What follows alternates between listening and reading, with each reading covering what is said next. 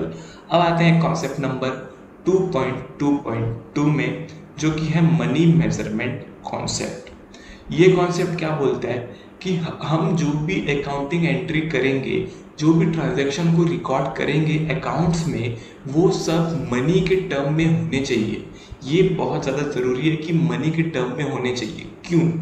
क्योंकि अगर हम उसको अलग अलग यूनिट्स में रिकॉर्ड करने लग गए तो वो कंपेरेबल नहीं हो पाएंगे। फॉर एग्जांपल, अगर मैं बोलूं कि मेरे पास एक बिल्डिंग है 10 फ्लोर की, मेरे पास 5 टेबल है, 4 फर्नीचर है, 1 किलो स्क्रू है और ऑयल है मेरे पास 10 लीटर, तो यहाँ पर आप देख सकते हो सबकी जो यूनिट्स है वो अलग अलग है। किसी को मैं फ्लोर्स में वेट कर रहा हूँ, किसी को केजीज में, किसी को लीटर्स में। तो अगर मैं ऐसे रिकॉर्ड करता गया तो वो ट्रांजैक्शन कभी कंपेरेबल हो ही नहीं पाएगा। लेकिन अगर दोस्तों मैं इन सारी चीज़ों को अमाउंट्स के टर्म में या मनी के टर्म्स में लिखूँ तो ये चीज़ें कंपेरेबल हो सकती है कि मेरे पास बिल्डिंग कितने रुपए की है, फर्नीचर कितने रुपए का है, स्क्रू कितने रुपए का है, टेबल कितने रुपए का है, तो अगर मैं ऑयल कितने रुपए का है, अगर मैं ऐसा लिखना चालू करूं तो ही वो कंपेरेबल हो पाएगा। इसीलिए यहाँ पर मनी मेजरमेंट कॉन्सेप्ट लाया गया कि जो भी चीज़ आप अकाउंट्स में लिखोगे वो हमेशा मनी में मेजर होनी चाहिए। अब बात करते हैं यहाँ पर क्या लिखा हुआ है, मैं आपको पढ़ के सुनाता हूँ।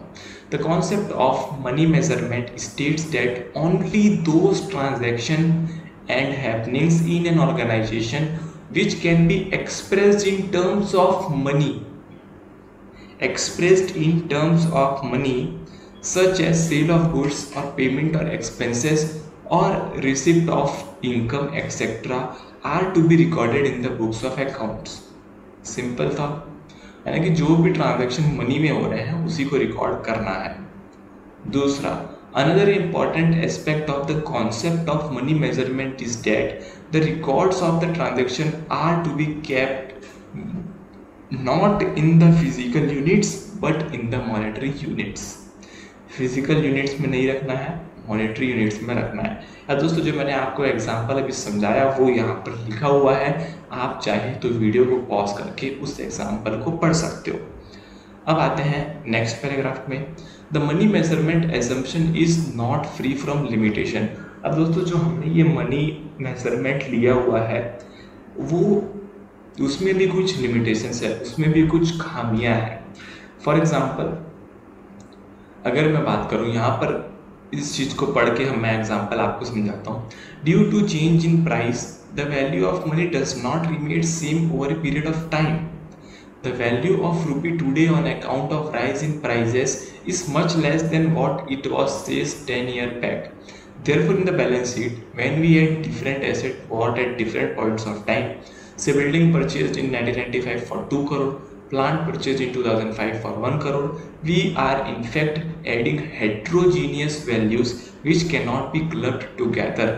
As the change in the value of money is not reflected in the books of accounts, the accounting data does not reflect the true and fair view of the affairs of an enterprise.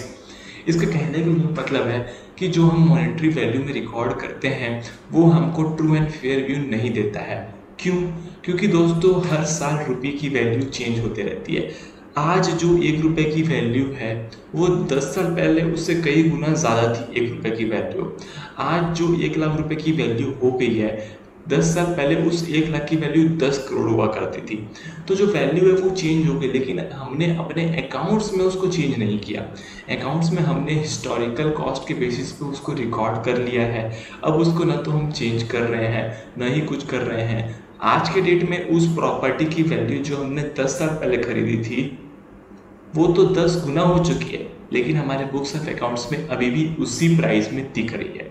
तो ये बात आपको ध्यान में रखनी है कि money measurement assumption के भी कुछ लिमिटेशंस होते हैं।